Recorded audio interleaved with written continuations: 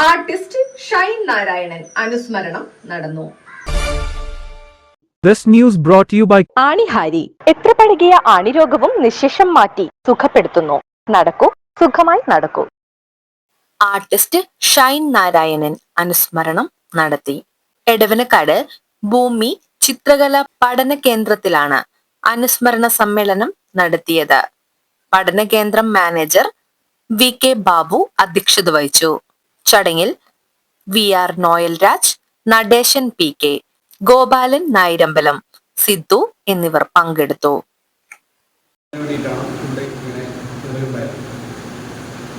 ബാബുവിൻ്റെ ഈ സ്ഥാപനം തുടങ്ങുന്ന കാലത്ത് ഷൈനാണ് എന്നോട് പറഞ്ഞിട്ടുള്ളത്, VK ബാബു ഭൂമി എന്ന പേരിൽ ഒരു സ്ഥാപനം ഇവിടെ തുടങ്ങുന്നുണ്ട്. എന്നാൽ നിർഭാഗ്യവശാൽ ഇന്നാണ് ഞാൻ ആദ്യമായിട്ട് ഈ സ്ഥാപനത്തിൽ വരുന്നത്. ബാബുവുമായിട്ട് ഏതായാലും ഒരു 10-40 കൊല്ലത്തെ മുമ്പ് പരിചയമുള്ളതാണ്. ഞങ്ങൾ പളത്താമര ഭാഗത്ത് വെച്ചിട്ടാണ് കൂടുതൽ ഞങ്ങളുടെ പ്രവർത്തനങ്ങളെല്ലാം ഉണ്ടായിരുന്നത്. ഇവിടെ ഈ ഭൂമിയിലേക്ക് ആദ്യമായിട്ടാണ് ഞാൻ വരുന്നത്.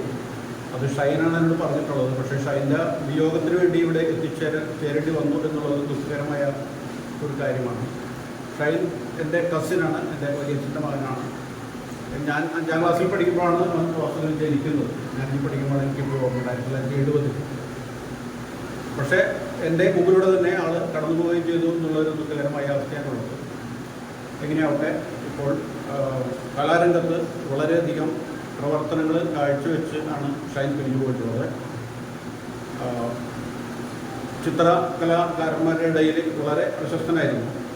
കൂടുതലും എറണാകുളവുമായി ബന്ധപ്പെട്ടുള്ള പ്രവർത്തനങ്ങളായിരുന്നു.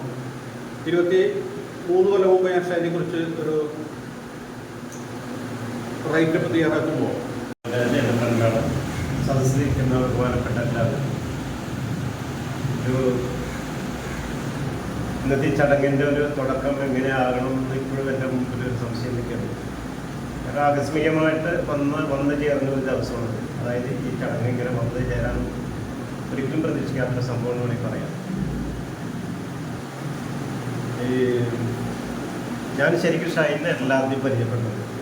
ഷൈൻ്റെ അച്ഛൻ്റെ പേര് നാരായണൻ എന്നാണ്. അപ്പോൾ എൻ്റെ വീട് പുൽപ്പള്ളിയാണ്, പുൽപ്പള്ളി പാലത്തിന് വടക്കേക്കര.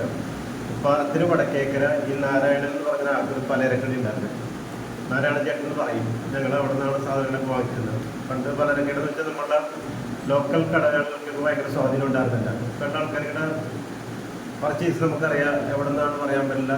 അങ്ങനെ അപ്പോൾ ഈ കടയിൽ ഷൈനൊന്നും വരും. വളരെ ചെറുതാണ്. ഞാൻ ഷൈൻ തമ്മിലൊരു 13-14 വയസ്സിൻ്റെ വ്യത്യാസമുണ്ട്. അപ്പോൾ ഷൈൻ എന്നോട് പറഞ്ഞിട്ടുള്ളത്, ഞാൻ ആ സമയത്ത് ഷൈനെ കണ്ടിട്ടില്ല. അപ്പോൾ ഈ കടയിൽ വീട്ടിലുള്ള പഴയ ബുക്കൊക്കെ കടയിലാണ് കൊണ്ട് കൊടുക്കണം. നോട്ട് ബുക്ക്, പത്രം അതേപോലെ കിടക്കാം. പക്ഷെ അതിന് അന്നേ വരയ്ക്കാനുള്ളൊരു താല്പര്യം ഉണ്ടായിരുന്നു. അപ്പോൾ എൻ്റെ ബുക്ക്, വീട്ടിലുള്ള ബുക്കിൻ്റെ കൂട്ടത്തിൽ എൻ്റെ ബുക്കും കൊണ്ട് കൊടുക്കുമ്പോൾ ഞാൻ വളരെ ചെറുപ്പത്തിൽ തന്നെ ഇങ്ങനെ വരയ്ക്കുമായിരുന്നു. അപ്പോൾ ഞാൻ ആ സ്കൂളിൽ പഠിച്ചിരുന്ന ബുക്കിലൊക്കെ ഞാനിങ്ങനെ കുത്തിക്കുറിക്കുകയും ചെറിയ ചെറിയ പിക്ചർ വരയ്ക്കുകയും ഇങ്ങനെയൊക്കെ ചെയ്യുമായിരുന്നു. ഈ ചിത്രകാരന്മാരെന്ന് പറഞ്ഞാൽ ഈ ചരിത്രത്തിനോടൊപ്പം സഞ്ചരിച്ചിരുന്ന ആളുകളാണ്. നമ്മൾക്ക് ആരൊക്കെ മോഹൻജോദാരയുടെ ഗവേഷണങ്ങളൊക്കെ നടത്തുമ്പോൾ അവർ വരച്ച ചിത്രങ്ങളും അതുപോലെ തന്നെ കൊത്തുപണികൾ അവരുടെ മനസ്സിൽ കൊണ്ടുവന്നിട്ട് അടയാളപ്പെടുത്തുന്നത് ചരിത്രത്തെ നിർവഹിക്ക് കൊണ്ടുവന്നാണ് ചിത്രങ്ങൾ. ചിത്രങ്ങൾ നമ്മളെ മനസ്സിൽ അത് സംസാരിച്ചുകൊണ്ടിരിക്കും. എൻ്റെ ചെറുപ്രായത്തിൽ ഞാൻ കണ്ടിരുന്ന ചിത്രം പണ്ടെല്ലാം KCBയുടെ മുമ്പിൽ ഖത്തര എന്ന് പറഞ്ഞുകൊണ്ട് ഹിന്ദിയിൽ എഴുതിക്കൊണ്ട് ഒരു തലയോടും ഒരു കയ്യും വെച്ചിട്ടുണ്ട്. നമ്മൾ പറയണ്ട, അതിന് തൊട്ടാൽ നമ്മുടെ ചിത്രം അത് ആ രീതിയിലാവുന്നുണ്ട്. ചിത്രത്തോടുകൂടിയുള്ള കവിതകളാണല്ല ഞാൻ എഴുതുന്ന കവിതകൾ. മിക്കവാറും ഒരു കവിത ശരിക്കും രചിക്കാൻ കഴിയും. നല്ല ഒരു അങ്ങനെയുള്ളൊരു ഭാവനയുള്ള രീതിയെ ഞാൻ കവിത എഴുതാറുള്ളൂ മിക്കവാറും. ഏത് കവിത എഴുതിയാലും അത് ഉദാഹരണം ആന വരുന്ന അല്ല ആന തന്നെ എന്നുള്ളത് ഇപ്പോൾ വരച്ചേക്കണത് ഈ സുഹൃത്ത് ഇപ്പോഴാണ് പരിചയപ്പെടുന്നത്, പ്രകാശ്. ഇവിടെ ഇപ്പോൾ ഇപ്പോഴത്തെ ദിവസം ഭയങ്കര മോശമായിരുന്നു. ബസ് സ്ട്രൈക്കൊക്കെ ആയിട്ട് എല്ലാവർക്കും ഭയങ്കര ബുദ്ധിമുട്ടായിരുന്നു വരാൻ. ബാക്കി ഇവിടെ വന്ന എല്ലാവർക്കും ഇതെല്ലാം പറഞ്ഞ് സംസാരിച്ച എല്ലാവർക്കും വേദിയിൽ നിൽക്കുന്ന എല്ലാവർക്കും നന്ദി, നമസ്കാരം.